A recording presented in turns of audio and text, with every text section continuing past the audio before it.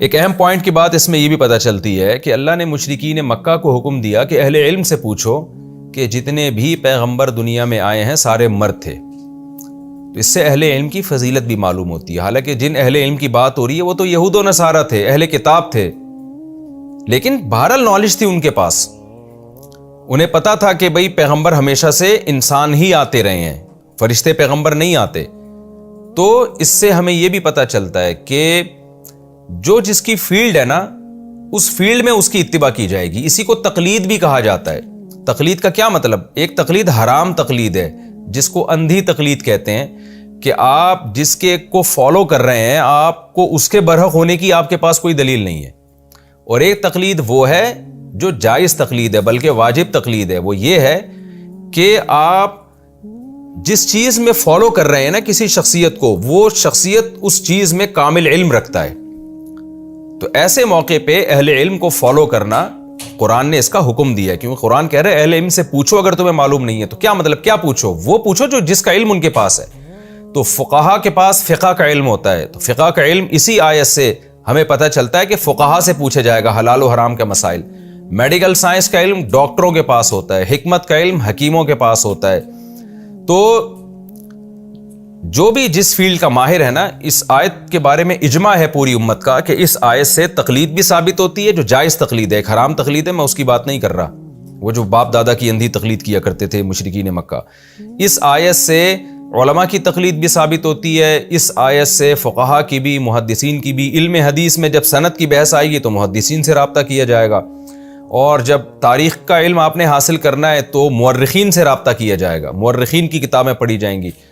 تو یہ جو آج کل ایک اوٹ پٹانگ قسم کی ایک سوچ چل پڑی ہے نا کہ ہم ہر چیز میں خود تحقیق کریں گے پھر ہم فیصلہ کریں گے, حالانکہ آپ کے پاس تحقیق کا علم ہی نہیں ہے. کیونکہ کسی بھی شعبے میں تحقیق کے لیے ایک خاص درجے کی نالج ہو, پھر انسان میں تحقیق کی صلاحیت پیدا ہوتی ہے. تو جو اس شریعت کے پیچیدہ مسائل ہیں ان میں تحقیق کے لیے ایک خاص درجے کی نالج ہوگی تو آپ تحقیق کے اہل ہوں گے. تو وہ نالج حاصل کرتے نہیں ہیں اور ڈائریکٹ جو ہے وہ تحقیق کرنا شروع کر دیتے ہیں. اس کی مثال ایسے جیسے میڈیکل سائنس میں جب تک آپ ایک خاص ایک علم تک نہ پہنچ جائیں, اس سے پہلے آپ پیناڈول کے بارے میں تحقیق نہیں کر سکتے کہ یہ کیا ہے. تو آپ کریں گے تو مار کھائیں گے آپ. تو یہی حال فقہ کا بھی ہے, یہی حال حدیث کا بھی ہے, یہی حال قرآن کا بھی ہے, یہی حال جتنے بھی علوم ہیں ان تمام علوم کا ہے. تو جب تک اس لیول کی نالج آپ کے پاس نہیں ہوگی آپ تحقیق کے اہل ہی نہیں ہوں گے. جب اہل ہی نہیں ہے تو آپ کریں گے کیسے؟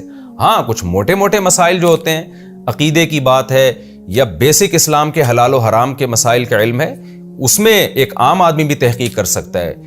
جیسے کہ صحت کے جو بنیادی چیزیں ہیں, موٹی باتیں, ان میں تو ایک عام آدمی بھی تحقیق کر سکتا ہے. لیکن جب آپ باریکیوں کی طرف جائیں گے تو ایک عام آدمی کو ڈاکٹر پہ اعتماد کرنا پڑے گا, علم حدیث کے معاملے میں محدث پر اعتماد کرنا پڑے گا, اور فقہ کے معاملے میں فقہا پر اعتماد کرنا پڑے گا. کیونکہ قرآن کہہ رہے فاسألوا اہل الذکر, تم اہل علم سے پوچھو. تو ظاہر ہے پوچھا اس لیے جاتا ہے نا کہ عمل کیا جائے اس کے اوپر. تو یہاں پوچھنے کا مطلب یہ ہے کہ پوچھ کر اس پر عمل کرو. تو اللہ مشرکین مکہ سے کہہ رہے ہیں کہ تم اہل علم سے پوچھو اگر تمہارے پاس علم نہیں ہے, تم ہسٹری نہیں جانتے, تمہارے پاس آسمانی کتابیں نہیں ہیں, تو جن کے پاس ہیں ان سے یہ بات پوچھو, وہ تمہیں بتائیں گے کہ جتنے بھی پیغمبر پہلے آئے ہیں وہ تمام کے تمام, ان میں سے کوئی بھی پیغمبر فرشتہ نہیں تھا, فرشتے نہیں تھے وہ. تو یہ جو تواتر سے خبر چلی آ رہی ہے نا اہل کتاب میں, یہ خبر حجت ہے. یہاں ایک بات کا ایک اشکال ہوتا ہے کہ جو ہے یہ جو عیسائی تھے یہ تو عیسیٰ علیہ السلام کو بشر نہیں مانتے تھے, یہ تو اللہ کا بیٹا مانتے تھے, ان میں الوہیت کے قائل تھے. تو وہ تو عیسیٰ علیہ السلام کے بارے میں یہ نہیں کہیں گے کہ وہ بشر تھے. تو خوب سمجھ لیں کہ جب عمومی طور پر اہل علم سے پوچھا جائے گا نا, تو جو تواتر کے ساتھ جو علم حاصل ہوگا وہ علم یہی حاصل ہوگا کہ جب سارے پیغمبر بشر تھے تو عیسیٰ ابن مریم بھی بشر تھے. تو آپ نے جو ان سے نالج لینی ہے نا, وہ نالج لینی ہے جو ان کے پاس تواتر کے ساتھ چلی آ رہی ہے. وہ نالج یہ ہے کہ موسیٰ علیہ السلام بھی بشر تھے, ابراہیم علیہ السلام بھی بشر تھے, یعقوب علیہ السلام بھی, عیسیٰ ابن مریم, اسماعیل علیہ السلام بھی, اور یوسف علیہ السلام بھی, موسیٰ علیہ السلام بھی. تو اس سے جو نتیجہ اخذ ہوگا وہ یہ ہوگا کہ پھر محمد صلی اللہ علیہ وسلم بھی بشر ہیں, اور آپ کے لیے بھی فرشتہ ہونا ضروری نہیں ہے.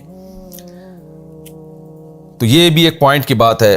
البتہ ایک اشکال اس پر ہوگا کہ جب اللہ تعالیٰ نے اہل علم کی تقلید کا حکم دیا فاسألوا اہل الذکر ان کنتم لا تعلمون، تم علم نہیں ہے تو ان سے پوچھو، یعنی جو وہ بتائیں اس کو فالو کرو. تو عیسائی تو حضرت عیسیٰ علیہ السلام کو اللہ کا بیٹا کہتے ہیں، وہ تو بشر نہیں مانتے، تو کیا ہم اس میں ان کو فالو کریں گے؟ تو خوب سمجھ لیں کہ جو چیز تواتر کے خلاف ہوتی ہے نا، اس میں کسی صاحب علم کو فالو نہیں کیا جاتا، یہاں تقلید حرام ہے. تو یہ بات تواتر سے ثابت ہے، اور عقل کے لحاظ سے بالکل 2 اور 2 4 کی طرح بدیہی ہے کہ خدا کا کوئی ہم مثل نہیں ہے. جب خدا کا کوئی ہم مثل نہیں ہے تو لم یلد ولم یولد، نہ اس نے کسی کو جنا، نہ وہ کسی سے جنا گیا. تو اہل علم کی وہ بات جو تواتر کے خلاف ہو، اس میں اہل علم کو فالو نہیں کیا جاتا، پھر یہ حرام تقلید کہلاتی ہے. جیسے کوئی مجتہد کہہ دے کہ 5 نمازیں اسلام میں نہیں ہیں، یا اسلام میں روزہ نہیں ہے، یا اسلام میں زکوٰۃ نہیں ہے، تو پھر یہاں اہل علم کو فالو نہیں کیا جائے گا، کیونکہ یہ تواتر کا مطلب جمع غفیر ایک چیز نقل کرتا چلا آ رہا ہے. اس کی مثال ایسے جیسے کوئی اہل علم کہہ دے کہ اسلام میں رجم نہیں ہے، پتھروں سے مار کے جو زانی کو سزا دی جاتی ہے وہ اسلام میں نہیں ہے، تو ظاہر ہے یہ 100% غلط ہے. تو تواتر سے، اجماع سے یہ بات ثابت ہے، تو تواتر غلط نہیں ہو سکتا، ایک بندہ، ایک شخص غلط ہو سکتا ہے. تو فاسألوا اہل الذکر ان کنتم لا تعلمون کا مطلب وہ چیزیں جن میں تقلید جائز ہے ان میں اہل علم کی تقلید کرو. جہاں کسی اہل علم کا غلط ہونا تواتر سے ثابت ہو جائے، اور تو وہ تو پھر اس کا غلط ہونا ثابت ہوگا. جیسے کہ مشرکین مکہ اپنے باپ دادا کی اندھی تقلید کیا کرتے تھے، پھر یہ اسی کی فہرست میں داخل ہوگا. اور ایک اہم نقطے کی بات جو اگلی آیت وَأَنزَلْنَا إِلَيْكَ الذِّكْرَ لِتُبَيِّنَ لِلنَّاسِ مَا نُزِّلَ إِلَيْهِمْ، یہ بہت اہم نقطے کی بات ہے کہ ہم نے اے نبی آپ پر کتاب کو نازل کیا، قرآن کو، لِتُبَيِّنَ لِلنَّاسِ، تاکہ آپ لوگوں کو بیان کریں کہ کیا نازل ہوا ہے. یعنی ایکسپلین کون کرے گا؟ نبی صلی اللہ علیہ وسلم.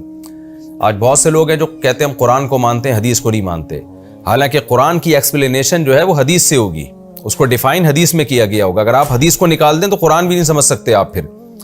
اور تیسری بات یہ کہ وَلَعَلَّهُمْ يَتَفَكَّرُونَ، پھر یہ لوگ بھی تفکر کریں گے، یعنی نبی کے بیان کے بعد بھی بات ختم نہیں ہو جائے گی، ان کو ڈیپ میں جا کے خود ان کو بھی غور و فکر کرنا پڑے گا، جس کو اجتہاد کہا جاتا ہے. تبھی اسلامی علم اور اسلامی قانون جو مرتب ہوا ہے نا، وہ 3 چیزوں کو سامنے رکھ کر، قرآن، حدیث اور فقہ، یعنی قرآن بھی ہے، اس میں حدیث بھی ہے، پھر فقہا کا اجتہاد بھی ہے. یہ تینوں چیزیں مل کے اسلامک لا مرتب ہوتا ہے. کتاب الطہارہ، کتاب الصلاۃ، پھر اذان کا باب، پھر حج اور زکوٰۃ، پھر معاملات خرید و فروخت کے، پھر نکاح اور طلاق کے، پھر وراثت اور حدود. یہ تمام جو اسلامی حکام ہے نا، یہ ان 3 چیزوں کا مجموعہ ہے، قرآن، حدیث اور پھر فقہا کا اجتہاد. کچھ لوگوں نے حدیث کو نکال دیا اور کہا کہ ہم صرف قرآن کو مانتے ہیں، وہ بھی گمراہ ہیں. کچھ لوگوں نے کہا کہ ہم صرف قرآن اور حدیث کو مانتے ہیں، وہ بھی گمراہ ہیں. تو اس میں صحیح راستے پر وہ لوگ ہیں جو قرآن، حدیث اور فقہا کا اجتہاد، ان تینوں چیزوں کو، اجتہاد قرآن حدیث کو سمجھنے کے لیے جو اجتہاد کیا گیا، اگینسٹ میں نہیں جاتا وہ، اس کے سمجھنے کے لیے. تو جب تک یہ 3 چیزیں نہیں ملیں گی اس وقت تک قرآن و سنت پر عمل پاسبل ہی نہیں ہے. تو یہ تفکر، ظاہر ہے یہ تفکرون میں تفکر ہے نا، غور و فکر، تو غور و فکر وہی کرے گا نا جو قرآن حدیث کا پراپر علم جانتا بھی ہو. تو فقہا جانتے ہیں، مجتہدین جانتے ہیں، ان کے غور و فکر کا اعتبار ہوگا. اسی بات کو حدیث میں یوں بیان کیا گیا، آپ صلی اللہ علیہ وسلم نے فرمایا، صحیح حدیث ہے، بلغوا عنی ولو آیا، جو مجھ سے سنو آگے پہنچاؤ. رب حامل فقہ غیر فقیہ، بہت سے لوگ علم کی بات جانتے ہیں، سمجھتے نہیں ہیں. تو کیا مطلب؟ اللہ نے ایسے لوگ پیدا کیے ہیں کہ وہ آپ کو اس کا مطلب بتائیں گے. تو ایسے ہی فقیہ کو کی جمع آتی ہے فقہا. حدیث میں آتا ہے امت 2 طبقوں میں بٹی ہوئی ہے، ایک فقیہ اور ایک غیر فقیہ. یہ جو حدیث میں نے تشریح بتائی نا، اسی سے پتہ چلتا ہے. تو فقیہ کی جمع فقہا.